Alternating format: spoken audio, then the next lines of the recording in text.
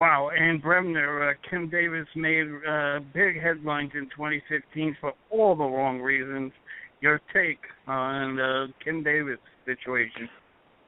Oh, it was just, from the sublime to the ridiculous. I mean, it just needed to be cut off. I mean, to have her in that position and then to let it become prolonged, to me, I thought was just ridiculous.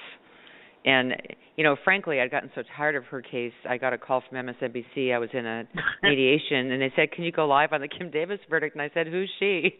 So, obviously, I got her out of my head. I mean, she's wrong for all the, wrong reasons, this woman. I mean, and I don't think anybody should support her. I mean, what she did was wrongful and wrong. And what about her past? I mean, what did she have, like 5 husbands or right. something? Yeah, the old kettle black, right? Right. Ridiculous. Alex Sanchez, your take on Miss Kim Davis, Miss America. Well, Kim Davis has a right, in her own personal opinions, to be against homosexuals or hate homosexual marriages or think it's inconsistent with the Bible. You can hold any opinion you want. But the fact of the matter is, she was holding a government position. And exactly. The Supreme Court rules. And we just can't have a system where individual governmental agents decide, well, my personal opinions and my beliefs are superior to the Supreme Court of the United States or the Congress of the United States.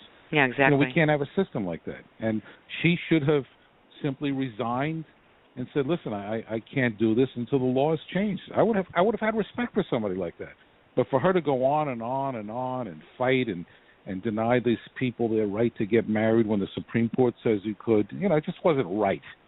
And, I'm a great believer in trying to do things right.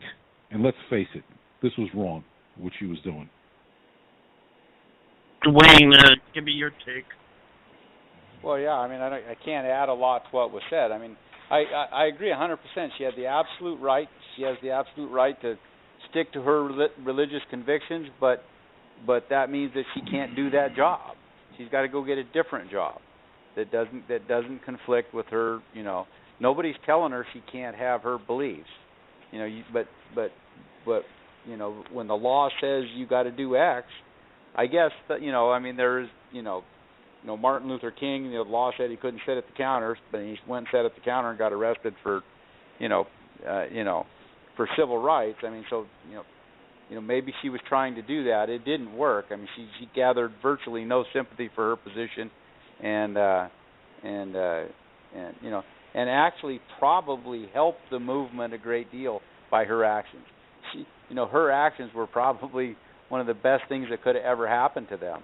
Because the entire country much more exposure kind of rallied around gay marriage after that. True, that's true. Yeah, that's an excellent point. And you want to weigh in on that? No, point? I'm just agreeing with that. I think that when the same-sex marriage opinion came down from the Supreme Court, I mean, it was not only expected, it was completely embraced, and I think that was in many respects from thank you to Kim Davis. I mean, it didn't a lot of other reasons, but I think there was uniform acceptance, I think, and applauding, and that this decision was laudable and the right thing to do. Okay, here is another story. It's the one and only Bill Cosby. Let's talk about some of these other cases because, Linda, you met him on a movie set, right? Yes. Tell me what happened. Well, it was a job interview. I had just started out as an actress, and Cosby met me, so I followed him down a corridor. He opened the door, and there was this chair, and it was just right in the doorway, like out of place. And I thought he was going to move it out of the way. And instead, he said, have a seat. And he seemed to be in a hurry.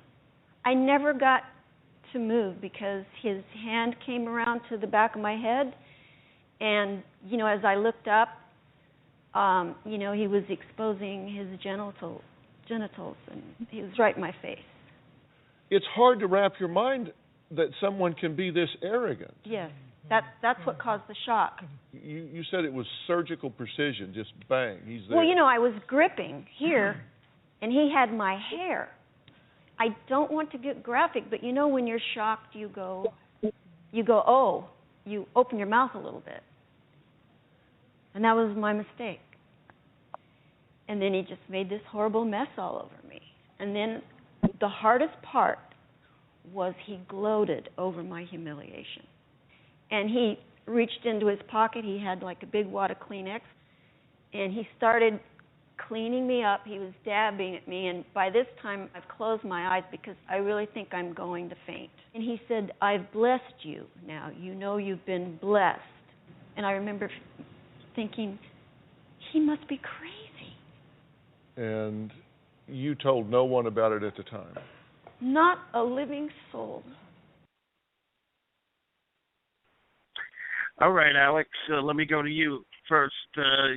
Tell me what you think of the Bill Cosby saga that doesn't seem to end. Every time I hear these stories, I'm horrified that any one person, if these stories are true, and they sound true to me, that anybody could subject another person to this type of sexual violence is incredible to me. And then when you hear the other stories about drugging, he is lucky that nobody dropped dead from these drugs. He's not a professional pharmacist. And who knows, he may be giving to drugs to people that had already been taking medication for something else. Who knows whether or not there's some woman somewhere that is dead because he gave them drugs. I mean, this guy, if these stories are true, he's one of the worst predators that I've ever heard of. I mean, this guy is bad news, and now he's fired all his old lawyers who are all being sued by some of the victims, and now his lawyers are going on the old, let's sue the people making the allegations against me routine. You know what? This is going to blow up in Bill Cosby's face because he's going to have to testify, and those women are going to have to testify, and I think that this is the beginning of the meltdown for Bill Cosby. What's your opinion, Dwane Cates, on Bill Cosby? Well, I think it's the end of the meltdown for Bill Cosby.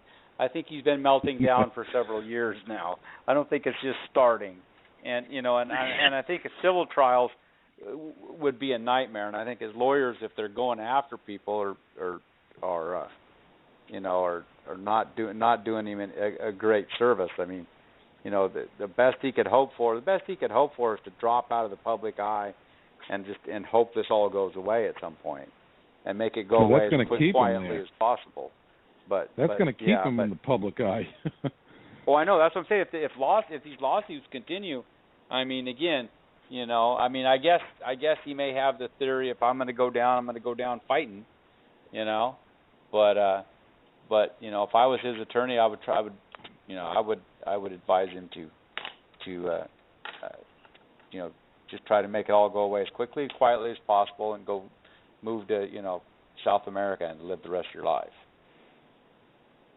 And Bremner, your but I don't think his ego will let him do that.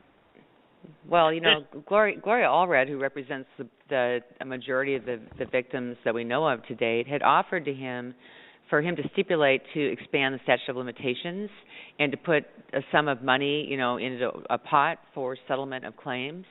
And I don't think he and his lawyers even responded to that. I think it would have been wise of him to do something like that, because there are so many victims. He's had such bad publicity. He's a serial rapist. We have the worst kind because he drugged them, so they had no idea what was going on. I've represented one of his victims up here. He's got victims all over the United States. And I'm sure there's more out there that have yet to come forward, because look what happens when you do come forward. You get maligned by his lawyer and by him.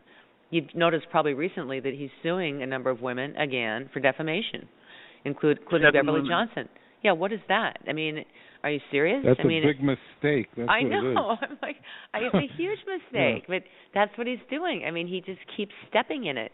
And I just think, does he want to drop out of the country? Does he want to drop out of the human race? I mean, nobody stands behind Bill Cosby except for his wife. Gosh, shit, you're talking about standing by your man. Right. Oh, my gosh. She sure is. You won't get anybody. Oh, my goodness gracious. And I tell you, the best thing, I think, Dwane, you hit it right on the head. Take a vacation, or he's almost 80 years old now, and just call it a night and go to South Africa. You agree with that, Ian? I think, I'll tell you one thing, I think Dwane would agree with me on one thing. If he ever went to Wyoming, we'd never see him again. Yeah, I'll tell you what. They have their own sense of justice there. They don't fool around in that place, man. I used to get my hometown newspaper, and they had the police calls. And one of the police calls one day said Bobby called in, said that the stereo had been taken out of his truck. Bobby and his brothers figured out who did it. They went to Casper, extracted justice, retrieved the stereo. No police contact needed. Oh yeah. Okay, this might be the biggest story of 2015. Let's take a listen. The secret Bruce Jenner says he always tried to keep hidden, now coming to light. The Olympic legend turned reality show patriarch had the world hanging on his every word as he sat down with our very own Diane Sawyer for that highly intimate, anticipated interview, revealing he considers himself a woman. We want to begin with a note about pronouns. In this moment, Bruce Jenner says we should use the familiar pronoun for him as we try to tell his story. How are you doing? He's 6'2" tall, welcoming, and a little apprehensive. It's going to be an emotional roller coaster, but somehow I'm going to get through it. Come into my house. As we sit down, the person whose face has changed so much over recent years is quiet, knowing the moment that carries you forward can also mean no way back. So Bruce Jenner is? Bruce Jenner is, I would say I've always been very confused with my gender identity since I was this big. I look at it this way. Bruce, always telling a lie. He's lived a lie his whole life about who he is. And I can't do that any longer. So can I take my ponytail out? Yeah, why not? Huh? We're talking about all this stuff. Yeah, let's take the damn ponytail out. A symbolic moment after 65 years. In a sense, we start again. Are you a woman? Yes, for all intents and purposes, I am a woman. People look at me differently. They see you as this macho male, but my heart and my soul and everything that I do in life, it is part of me. That female side is part of me. That's who I am. I was not genetically born that way. As of now, I have all the male parts and all that kind of stuff. So in a lot of ways, we're different, okay? But we still identify as female. And that's very hard for Bruce Jenner to say. Because why? I don't want to disappoint people. Those hundreds of millions of people who once cheered a real-life American superhero. The Olympics, 1976. He has just been proclaimed the greatest athlete in the world. You were the world's greatest athlete. Mm-hmm. We see the sport. Yeah. You see what? A confused person at that time, running away from my life, running away from who I was. With fear? Big time fear, yeah. Scared to death. Didn't know what my future held at that time. Help everybody struggling with what this is. That is me. That is her.